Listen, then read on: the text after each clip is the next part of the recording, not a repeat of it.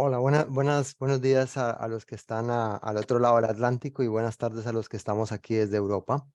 ¿Están viendo mi presentación completa? Sí, se ve muy bien, perfectamente. Vale, perfecto. Bueno, pues como ya han hecho la presentación, hago parte de la unidad de genética del Hospital Partauli aquí en la provincia de Barcelona, España. En primer lugar, dar las gracias a la Fundación Marfan por invitarme a esta segunda cumbre. Es la primera vez que asisto y encantado de participar, especialmente porque es en castellano y probablemente pues beneficiará a muchas otras familias aparte de los eventos que hacéis ya en inglés. Para hacer esta presentación, como hemos hablado ya previamente con varios de los expertos y de una manera bastante clara, yo solamente intentaré con un lenguaje mucho más sencillo dar una aproximación sobre el riesgo genético, las estrategias de asesoramiento genético que disponemos en relación con todas las enfermedades aórticas relacionadas con trastornos del tejido conectivo. Para ello, eh, me gustaría un poco hacer una aproximación desde cómo valoramos el riesgo genético, estar seguros de que estamos frente a un paciente afectado de una condición genética con riesgo a hacer eventos aórticos vasculares, cómo se manifiestan estas enfermedades o cómo se expresan. Ya veremos el panorama que es bastante amplio y por de ahí la dificultad del diagnóstico clínico. Y si se pueden transmitir, ¿cuál es el riesgo de que se transmita a nuestra futura generación? Las estrategias de asesoramiento genético en las cuales disponemos dependerá mucho del contexto, si se trata de una pareja embarazada, de un niño, de un adulto o de una pareja que tiene deseo reproductivo. Para ello, tenemos que tener en cuenta que antes de ofrecer un estudio genético, pues tenemos que ofrecerles una consulta pretest. Si ya tenemos un estudio genético en proceso, ofrecerle un estudio post-test con todas las condiciones y si se tratan de familiares, saber si estamos frente a familiares asintomáticos o con sintomatología compatible o no compatible. Asimismo, tener en cuenta que cuando hacemos un estudio genético, tenemos que tener en mente esas unidades multidisciplinares con bastante experiencia en patologías del tejido conectivo o tejido eh, aórtico vascular para poderle ofrecer, una vez el diagnóstico preciso, pues derivarlo a estos especialistas que le den las medidas preventivas y los tratamientos adecuados, que el pronóstico y el apoyo, que al momento de darle un pronóstico a estas familias, también les podamos ofrecer un apoyo psicosocial, o sea, no solamente quedarnos con hemos encontrado tu enfermedad y ahora no le podemos ofrecer esa otra parte del contexto social y familiar que seguramente es un drama en muchos de los casos. Y finalmente, si podemos hacer una revisión y encontramos terapias dirigidas o ensayos clínicos, poder mirar si el paciente podría ser beneficiario de alguno de ellos. Para, para empezar, quiero primero aclarar que cuando hablamos de genética, ¿de qué estamos hablando? Nosotros los seres humanos, ¿no? Estamos constituidos en todos nuestros tejidos y órganos de células. Si hablamos de cartílago, hablamos de hueso, hablamos de músculo o incluso de nuestra propia sangre, estamos viendo que todos son células, células que están engranadas, organizadas de una manera que tienen una funcionalidad y que la alteración de esta funcionalidad pues repercute en nuestra salud.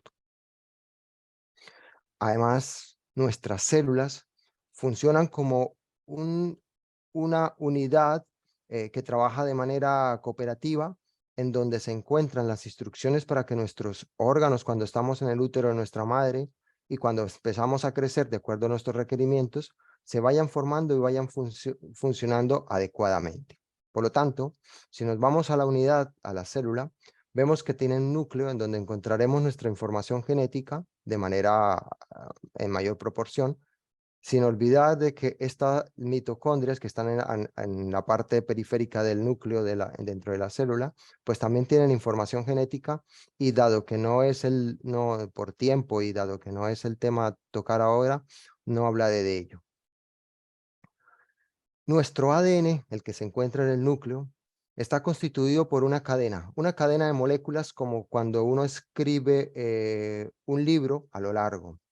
Y digo una cadena de moléculas que nosotros utilizamos letras, tal como nos explicó la doctora Laura Muiño, para simplificar un poco más la interpretación. De tal manera que si somos un poco didácticos, podemos decir que esta cadena de letras, pues va a constituir lo que llamaría uno dentro de un libro, el capítulo de un libro, y que esa cadena se va a condensar o se va a reorganizar como cuando uno enrolla un hilo en un carrete dentro de una estructura que se llama el cromosoma. Así, nosotros tenemos una biblioteca muy bien organizada de 23 pares de libros o 23 pares de cromosomas que a su vez contienen 3.300 millones de letras y que esto en definitiva hasta la fecha se han podido descifrar unos 22.000 capítulos o libros. Una vez explicado esto de manera sencilla, tenemos que tener en cuenta que cuando hablamos de genética, pues tenemos que hablar de herencia. Es decir, que si hablamos de enfermedades genéticas, tenemos que pensar en la aportación que dio nuestra rama materna y la aportación que dio nuestra rama paterna. En la anterior diapositiva olvidé decir que los cromosomas, es decir, los libros de los que hemos hablado, pues 22 pares de cromosomas son fundamentales para todas las cosas, menos para una, en donde la último par de cromosomas son los cromosomas sexuales, que son los que determinan en manera en mayor proporción las características sexuales de un individuo. Por lo tanto, hablamos que la mitad de estos cromosomas, tanto de la pareja 1 hasta la pareja 23, uno de cada esa pareja vendrá de un padre o de una madre. Ahora sí, volviendo nuevamente a esta diapositiva, vemos que si estamos hablando de herencia, cada uno de nuestros descendientes o cada uno de nuestros padres posee la mitad de la información genética de la que poseemos nosotros. De esta manera, podemos decir que estos capítulos del libro que nosotros hablábamos de genes tienen dos copias idénticas, una heredada por vía materna y una heredada por vía paterna. De esta manera, podemos decir que cuando tenemos una persona afectada, habrá que ver si con una copia de este libro, de este gen alterado, es suficiente para que se exprese la enfermedad o no. Si es suficiente, estamos hablando de enfermedades autosómicas dominantes y por lo tanto tendremos la probabilidad de heredar una de nuestras copias alteradas o una de nuestras copias no alteradas. Y en este caso, si hablamos de este tipo de enfermedades, el riesgo para la descendencia es del 50%. Teniendo en cuenta que si ya existe el primer caso en la familia, el riesgo es del 50%. Pero si hay un único caso en la familia, es posible que estemos hablando de casos esporádicos por una variante que apareció durante el embarazo de esa persona y por lo tanto, esa pareja inicialmente, si ninguno de los dos está afectado, el riesgo de tener un segundo hijo será menor o igual al 1%. Tenemos otra situación, es en la cual ninguno de los dos padres están afectados, pero tienen una copia alterada, lo cual sugiere que con una copia alterada en uno de los dos genes no es suficiente para que se desarrolle enfermedad en estas personas. Sin embargo, cuando tienen descendencia, existe una probabilidad de un 25% de tener hijos afectos porque las dos copias de los cromosomas o de los libros han sido heredadas tanto por padre como por madre y tendremos un 50% de tener hijos portadores de una de las dos copias, pero con la otra copia no se produce enfermedad, por lo tanto serán portadores no afectados. Y luego tenemos el tercer caso, que es el de los cromosomas sexuales, el del cromosoma X y cromosoma Y, en donde el cromosoma X se ha asociado a diferentes tipos de enfermedades con diferentes tipos de patrones, especialmente dominantes y recesivos. Si tenemos un varón con un cromosoma X afectado, comprenderán que si no hay una segunda copia del cromosoma X, pues el hombre siempre estará afectado.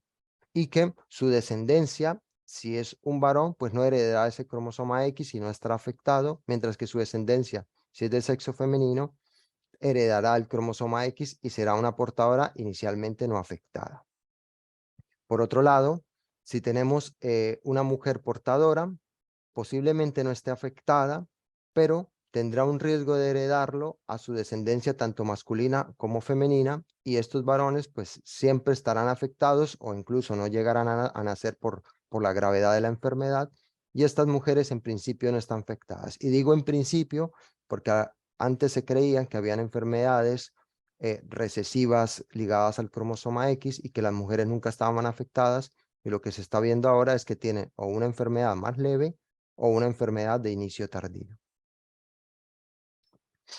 Una vez hablado un poco de la genética, quisiera volver nuevamente al punto de aquella diapositiva que nos hablaba el doctor Bowen, de que no solamente somos genética, sino que también somos ambiente. Es decir, el tener una variante genética relacionada con enfermedad o de predisposición a desarrollar enfermedades, no quiere decir que vayamos todos a tener la misma enfermedad. ¿Por qué? Porque aunque pudiera ser como tan lineal como creeríamos nosotros, existen otros factores como son los factores ambientales, ya sean desde la exposición a nivel del útero por parte de nuestra madre hasta todo nuestro recorrido de vida para interaccionar con aquella genética que nos predispone a desarrollar enfermedades, pero también con aquella genética que aunque no nos predisponga a heredar con enfermedades, nos da o un beneficio a no tener unas enfermedades más graves o una predisposición a que nuestra enfermedad sea mucho más severa que el de otros individuos. De esta manera, esta gráfica digamos, nos ilustra la complejidad de intentar interpretar o hacer una correlación entre lo que es la genética de una persona y la expresión o manifestaciones clínicas por el otro lado. Una vez entendido este anterior diapositiva, hay dos conceptos que tenemos que tener en claros cuando hablamos de genética. Uno es la penetrancia, es decir, que cuando una persona tiene una variante genética, o la expresa, o todos expresan la enfermedad o no la expresan. A esto se llama penetrancia completa cuando todos los portadores de una variante genética expresan enfermedad, o penetrancia incompleta cuando no todos los portadores de una variante expresan la enfermedad. Por otro lado, la expresividad hace referencia a que, aunque todos expresen la enfermedad por una variante genética, no todos expresan las mismas manifestaciones o no expresan la misma gravedad de la enfermedad. De esta manera pongo aquí una gráfica donde puse diferentes dibujos que en principio no tienen ninguna relación con otras, y era un poco para ilustrar el panorama de lo que pasa en la condición del síndrome de Marfan, en donde un individuo puede tener una afectación ocular, otro individuo tiene una valvulopatía, otro tiene una dilatación de la aorta, otro tiene alteraciones esqueléticas y otros probablemente no tengan nada. Así, tenemos diferentes panoramas en donde el fenotipo el fenotipo me refiero a las manifestaciones clínicas de una enfermedad o de una patología sindrómica, tienen diferentes expresividades o diferentes complejidades de expresión clínica. Digamos que lo más fácil sería tener una enfermedad o un síndrome en donde la penetrancia es completa y la expresividad es invariable, o sea, todos serían iguales. Sin embargo, el panorama no se presenta así, sino que se presentan que algunas veces hay penetrancia completa, todos están afectados, pero la afectación, por lo que sea y por lo que no aún podemos entender los otros factores de predisposición genética más los factores ambientales que interactúan con esta genética, pues hacen que unos individuos tengan una enfermedad más grave, otros tengan una enfermedad más atenuada o incluso algunos tengan una discreta manifestación de la enfermedad, siendo incluso todos de una misma familia.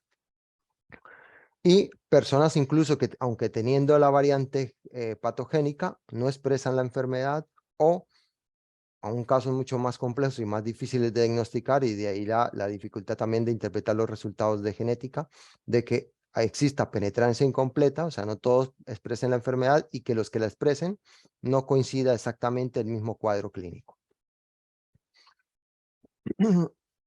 Antes de pasar un poco a los aspectos de asesoramiento genético en patologías del tejido conectivo, me gustaría detenerme un poco en entender qué es el tejido conectivo. Cuando hablamos de tejido conectivo, estamos hablando de esa estructura molecular que da soporte a las diferentes tejidos y células, es decir, órganos y demás están conformados por células.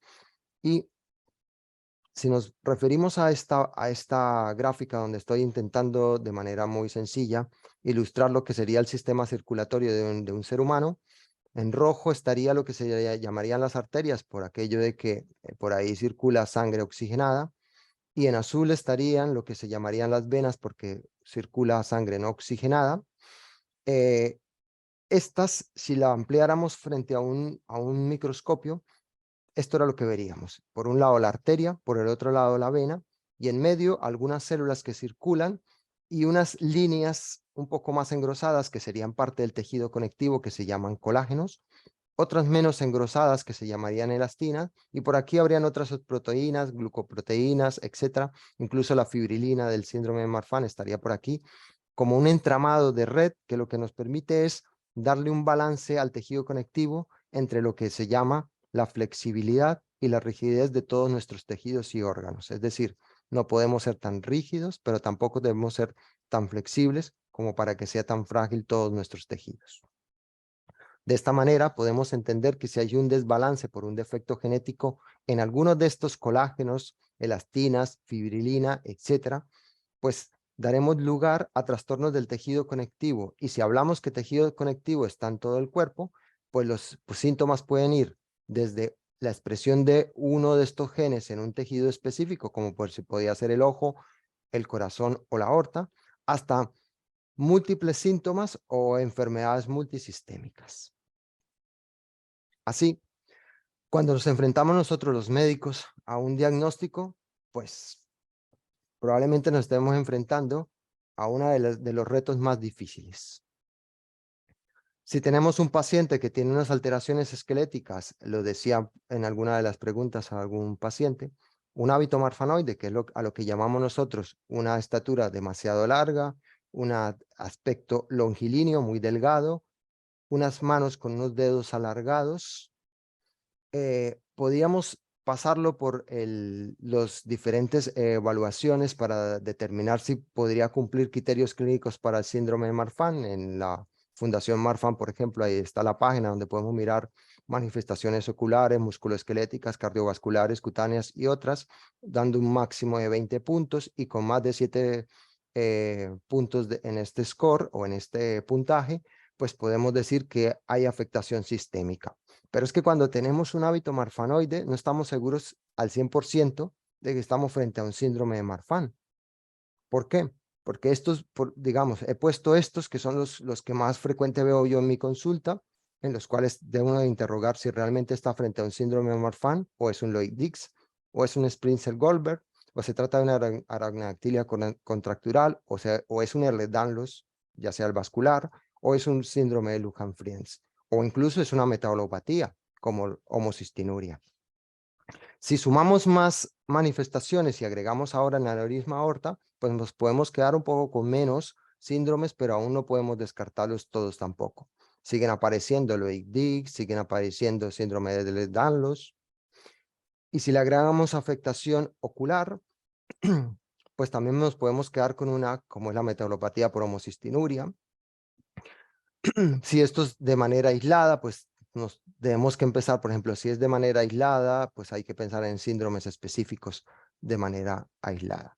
De ahí que anteriormente o en antaño, lo que se hacía era que cuando uno tenía una sospecha de un hábito marfanoide y cumplía criterios de los de antes, del 2011, para síndrome de Marfan, pues hacía uno el estudio de la fibrilina 1, que era hacía una secuencia, un estudio genético para este gen relacionado con el cromosoma 15, iba región por región hasta que encontraba o no encontraba la mutación. Hoy en día, sabiendo que hay múltiples genes relacionados con otras enfermedades que clínicamente se pueden solapar, pues hay que estudiar a todos estos cromosomas, a todos los genes que están implicados en estas enfermedades, y gracias a la secuenciación masiva, pues en un único estudio podemos hacer, en una muestra de sangre, podemos extraer el ADN y estudiarlos todos a la vez. Por lo tanto, hemos pasado de ir con una caña de pescar a buscar la causa genética de la enfermedad de nuestro paciente a ir a pescar con red.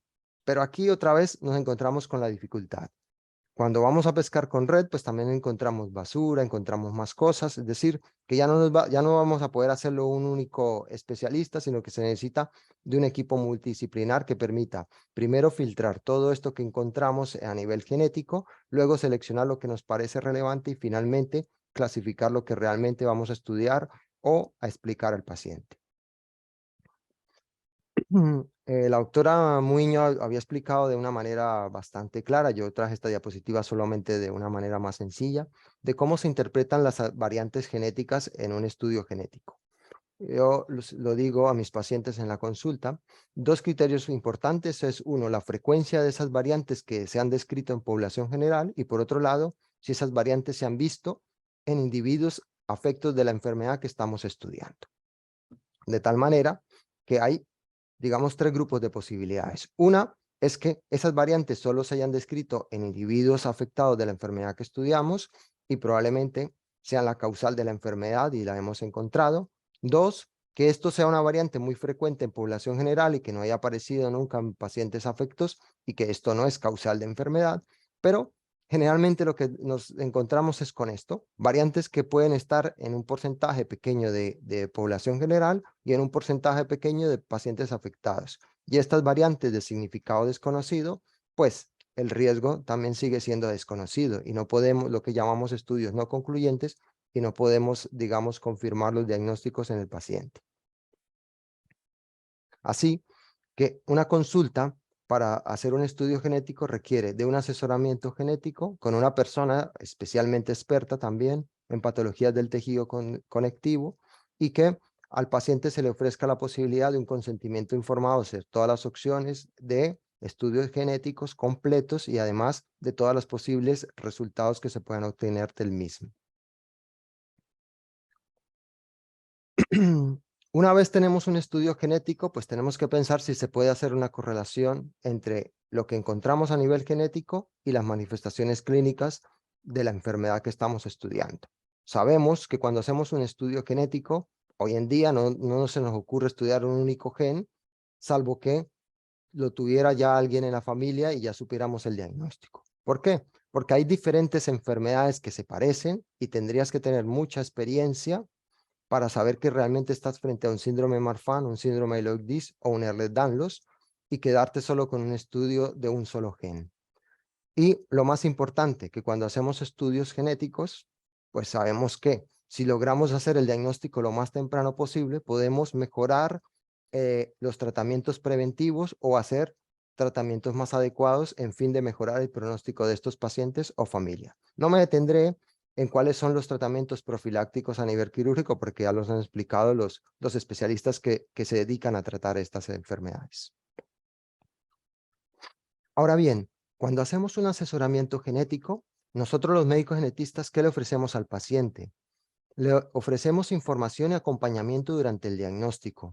Los estudios moleculares garantizamos que sean dirigidos y que sean completos a las enfermedades que ellos se están estudiando o sospechando. Le informamos sobre las posibles herencias o riesgos de recurrencias. La información sobre el pronóstico, si es posible, es decir, si hay más pacientes, si hay una cohorte de pacientes, si hay estudios que nos permitan determinar hacia dónde podría evolucionar la enfermedad o qué otras afectaciones y qué otros especialistas deberían hacerle el seguimiento. Informamos sobre la posibilidad de disminuir o eliminar el riesgo de recurrencia si se encuentra la causa genética. Y sobre todo garantizamos la autonomía del paciente y la familia. Es decir, nunca le imponemos hacer un estudio genético, sino que por el contrario, le damos toda la información para que sea el paciente quien toma la decisión. Por lo tanto, el consentimiento informado, con una información clara, con los estudios que se van a realizar y los posibles resultados, garantizando siempre la confidencialidad y la protección de los datos y la autonomía y decisión del paciente, y finalmente ofreciéndoles la revocatoria por si en algún momento el paciente desiste de seguir haciéndose estudios genéticos.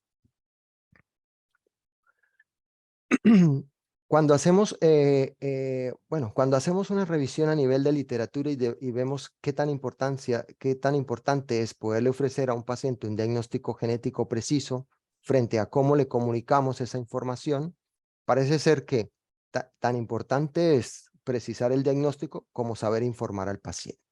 Es decir, la información de una manera clara, con unas palabras adecuadas, guardando siempre la sensibilidad y la empatía con el paciente o con la familia, y no demorando el diagnóstico, va a permitir que este paciente pues tenga primero conocimiento de manera adecuada, tenga también además una concienciación de su enfermedad y se genere en esa relación médico-paciente pues una confianza.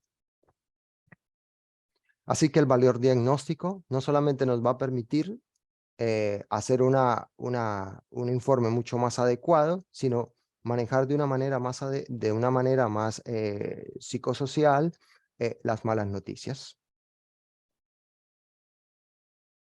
Sabiendo siempre que cuando detrás de un diagnóstico o de una confirmación diagnóstico hay un coste emocional y se requiere siempre de un apoyo psicosocial.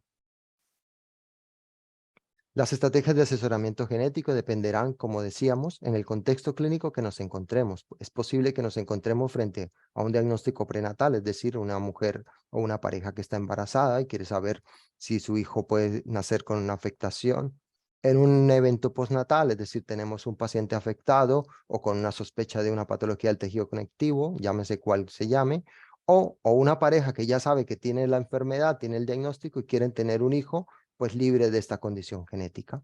Por lo tanto, aquí se ofrece un asesoramiento y una consulta pretest, se le ofrece el consentimiento informado, se garantiza su autonomía y en una consulta post-test vamos a ofrecerles el resultado con un informe clínico y la interpretación hasta donde sea posible de una correlación entre lo que se encontró y el pronóstico de la enfermedad. Si es en una familia, pues hay que tener en cuenta si el paciente o el individuo que viene es sintomático, no sintomático, o se trata de un antecedente de una muerte súbita o una muerte cardiovascular en el cual los familiares están interesados en saber el riesgo para ellos. Los escenarios, ya hablamos, pacientes pediátricos, adultos por mortem, consulta prenatal, consulta reproductiva, valoración detallada, individualizada, siempre es importante, el abordaje siempre por un equipo multidisciplinar, la selección del mejor test molecular para cada caso y especialmente cuando tenemos un resultado positivo, los informes deben ser una correlación clínico-molecular personalizada, es decir, se deben tener en cuenta en este caso, no solamente la edad del individuo, el sexo y los antecedentes familiares, sobre todo para que en el estudio se permita o se garantice un diagnóstico clínico temprano, una mejor estimación pronóstica, una selección de opciones terapéuticas, un seguimiento y unas medidas de prevención, determinar el modo de herencia, que esto va a permitir dar el riesgo de recurrencia, identificar otros portadores, especialmente si son asintomáticos, y ofrecer un diagnóstico genético prenatal o preimplantacional y, desde luego, contribuir a la investigación clínica de tratamientos o de terapias dirigidas hacia el futuro. Hay muy poca información, pero también hay que tener en cuenta que estas enfermedades aórticas vasculares pueden afectar a la misma gestante, es decir, cuando una mujer está embarazada existen unos riesgos para ella, especialmente si está afectada de un síndrome de Loeys-Dietz o un Ehlers-Danlos vascular. Ya se sabe que estos pacientes tienen un mayor riesgo de disección aórtica o ruptura arterial y tienen también riesgos para ruptura de órganos huecos como el útero o hemorragias.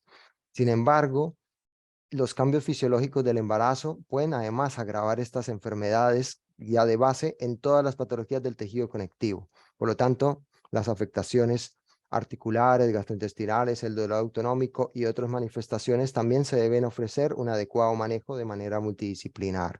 Y en el posparto, pues hay que estar atentos o pendientes de problemas de cicatrización, prolapso de órganos pélvicos y manejar muy bien su ansiedad o posible riesgo de depresión. Las implicaciones para el futuro bebé o nacimiento, pues evidentemente hay que asesorar a esa familia sobre el riesgo de recurrencia de la condición genética. Si se sabe el síndrome específico, es ofrecerle un diagnóstico prenatal, ya sea por biopsia corial, amniocentesis o pruebas no invasivas. Actualmente cada día se va mejorando si se conoce la mutación específica. Y hay que tener en cuenta siempre las leyes de cada país. El diagnóstico preimplantacional igualmente también se puede ofrecer siempre y cuando exista la técnica y aquí sí depende si la seguridad social, si la seguridad social va a cubrir este diagnóstico preimplantacional o la familia tiene que asumirlo. Esto dependerá también de cada país. Y finalmente, las sospechas sin confirmación molecular, pues habrá que hacer una estimación con una valoración individualizada por un genetista clínico experto en patologías del tejido conectivo y dar un riesgo empírico de recurrencia, si es posible. En edad avanzada se ha hablado muy poco, pero también es verdad que los avances en medicina y en genética cada día doblan más la supervivencia de los pacientes con síndrome de Marfan y otras patologías del tejido conectivo. Por lo tanto, los cambios del proceso de envejecimiento pueden agravar las manifestaciones clínicas de estos pacientes. El principal problema es que no tenemos, digamos, expertos clínicos y no conocemos mucho la interacción entre factores ambientales y hábitos saludables, pero ya nos habían dicho en las anteriores charlas de algunos de estos factores que se pueden ir controlando. ¿Está la sociedad y los sistemas sanitarios preparados para asumir la atención adecuada de estos pacientes? Pues dependerá también de los países, pero en la mayoría aún no hemos empezado.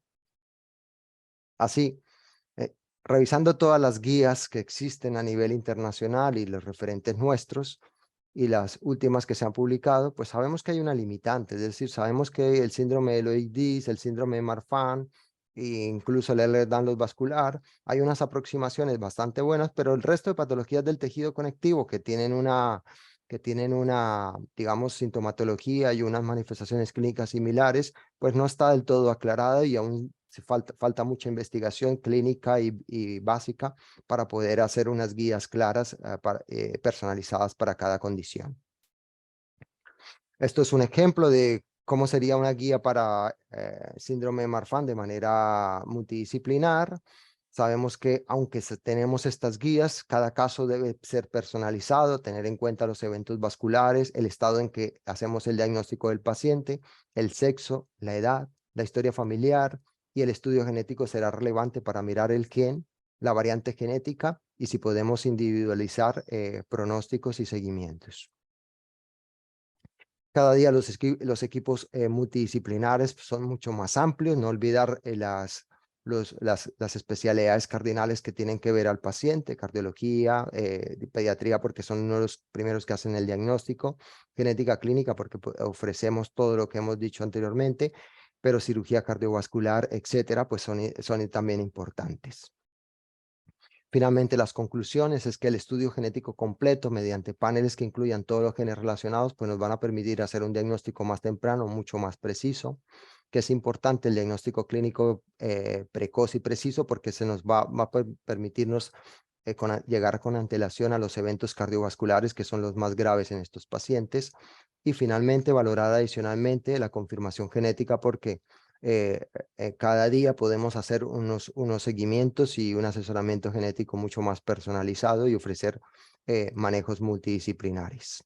Sin embargo, hasta la fecha, el espectro clínico de estos síndromes cada día es mucho más amplio del que conocíamos, del síndrome de Marfan, síndrome de Loeys-Dietz, y aún falta mucho por seguir estudiando, seguir conociendo, y no hay protocolos estándares para la mayoría de estos síndromes y muchas veces hay que guiarnos por los síndromes que ya conocemos sin estar seguros que estamos haciendo lo adecuado.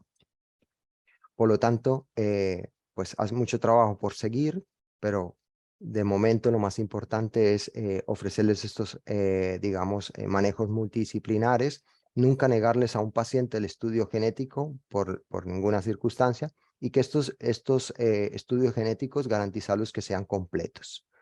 Eh, Quiero darle las gracias nuevamente a la Fundación Marfan, felicitarles por promover estos eventos en castellano y a todos los oyentes también, muchas gracias por vuestra atención.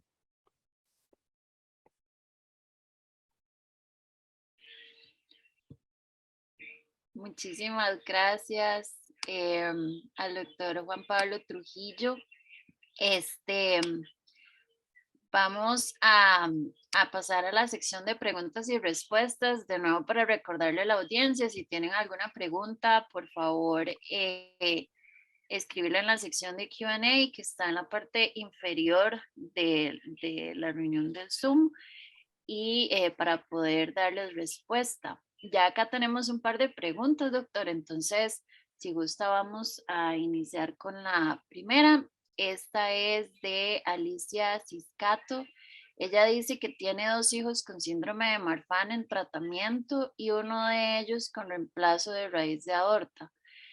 Nos menciona que ella y su esposo no tienen fenotipo Marfan y quisiera preguntarle si Marfan es autosómico dominante. Sí, efectivamente. No lo había mencionado porque la doctora Laura Muiño ya lo había dicho en alguna de sus diapositivas. El síndrome de Marfan es una condición autosómica dominante, por lo tanto, el riesgo de transmitirlo a uno de los hijos una vez tengas el diagnóstico siempre es del 50%. Aquí lo importante es saber si el estudio genético en esta familia ya se ha hecho, se ha identificado la causa genética y si alguno de los dos padres es portador o no es portador. Otra cuestión importante a saber es la expresividad. La expresividad de esta condición genética es muy variable, vienen desde fenotipos muy leves, es decir, una simple dilatación de la raíz aórtica que nunca ha dado síntomas, hasta una manifestación completa musculoesquelética, ocular y cardiovascular. Por lo tanto, también es posible tener pacientes con afectación sin tener un diagnóstico clínico. Ok, perfecto. Muchas gracias. Vamos a pasar a la siguiente pregunta. Es de Rosa Michelle Martínez. Ella nos pregunta, ¿puede existir diferentes variantes o mutaciones en una misma familia? Si Eh, bien la... Ah, perdón. no, sí, continúa. Pensé que Ok. ya había terminado. No, tiene ahí como contexto. Nos dice, si bien la expresividad puede ser variable, las mutaciones que se encuentran en el ADN son distintas en diferentes miembros de una misma familia. Nos pone ejemplo, papá, hijo, tío, sobrinos, etcétera. Sí, es muy raro. Es muy raro que en una misma familia que tengan un síndrome de Marfan tengan más de una mutación, pero sí que es verdad que he tenido yo sorpresas en al menos 2 familias en donde he encontrado 2 causas distintas de la misma enfermedad. Es decir, por lo que sea,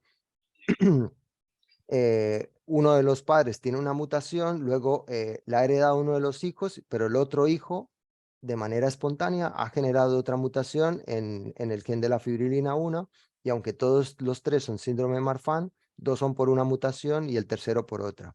Otra de las cosas que uno también puede encontrarse es que, aunque en la familia hay antecedentes de dilatación aórtica o muertes súbitas por ruptura de la aorta o manifestaciones del síndrome de Marfan, cuando hacen un estudio genético se puede encontrar con la sorpresa de que la variante segrega, es decir, ha sido heredado hasta cierto grado y se encuentra uno con otro de los familiares que cumple criterios para el estudio genético que no es portador de esa variante.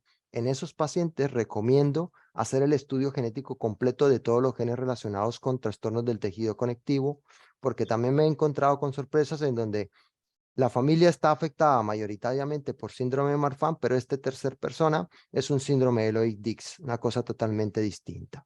Entonces, no quedarnos con que la variante se encuentra en toda la familia, menos en esta otra persona, sino que en esa otra persona, por eso es importante derivarlo a una consulta de genética clínica, hacerle el estudio genético completo y determinar si realmente se trata de un síndrome de Marfan por otra variante genética distinta o incluso otro síndrome que da un peor pronóstico con respecto a nivel de evolución cardiovascular. Ok, perfecto. Muchísimas gracias, doctor. Tenemos acá otra pregunta. Em, Según el avance de la medicina, ¿verdad? ¿Usted cree que exista la posibilidad de cura o tratamiento por medios genéticos, ya que por lo menos el síndrome de Marfan es de origen genético? Sí, desde luego la esperanza, y por eso me he dedicado a la genética, es que todas las enfermedades se van a curar algún día. Lo que no sé es cuándo. Se ha empezado con las enfermedades que tienen un tejido limitado, o sea, con una afectación a un tejido limitado. Por ejemplo, las enfermedades hematológicas, las enfermedades oculares propiamente dichas, en donde se puede hacer la corrección del gen o del defecto genético, introducir las células y hacer la reversión.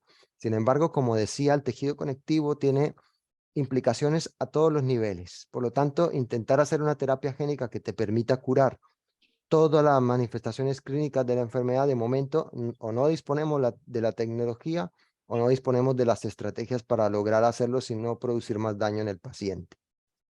Ok, perfecto. Bueno, esperemos que con el tiempo todas esas cosas puedan ir avanzando. Tenemos por acá otra pregunta de María Emilia Estradiot. Dice, con un resultado de test genético de una variante probablemente patogénica, ¿es posible realizar diagnóstico genético preimplantatorio de forma segura? Sí, sí. Si disponemos de la causa genética, se pueden hacer dos opciones. Una es el diagnóstico preimplantacional y otro es el diagnóstico prenatal, dependiendo lo que los valores de la familia, ya sean religiosos, culturales, etcétera, deseen realizar. Y también dependerá un poco de la legislación y la sanidad de cada país, porque claro, hay una limitación y es el precio. Los diagnósticos preimplantacionales son muy costosos y claro, una familia de unos recursos medios pues no puede asumirlo.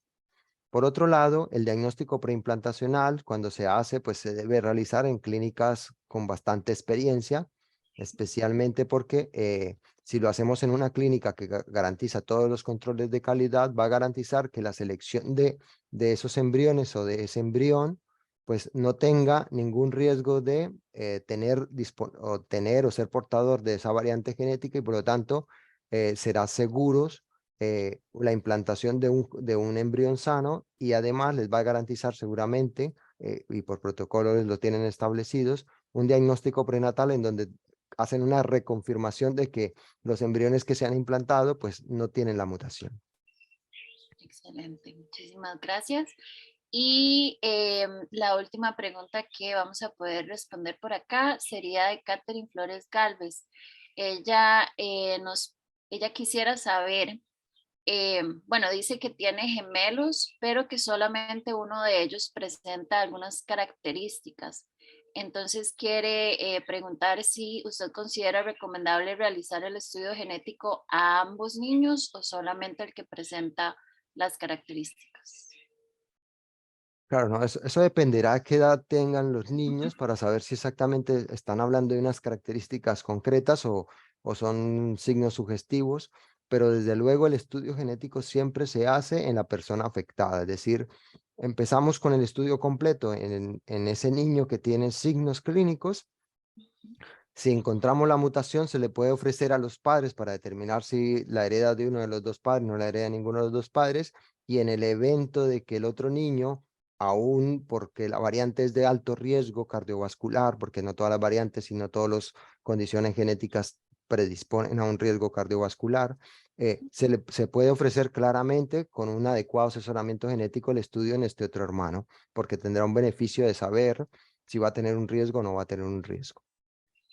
Perfecto.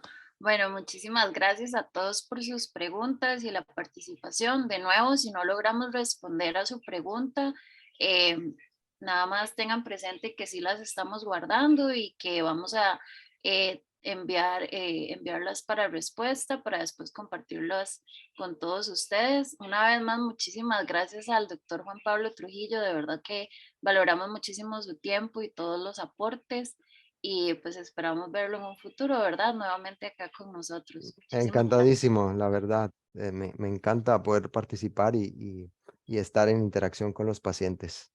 Excelente. Bueno, muchísimas gracias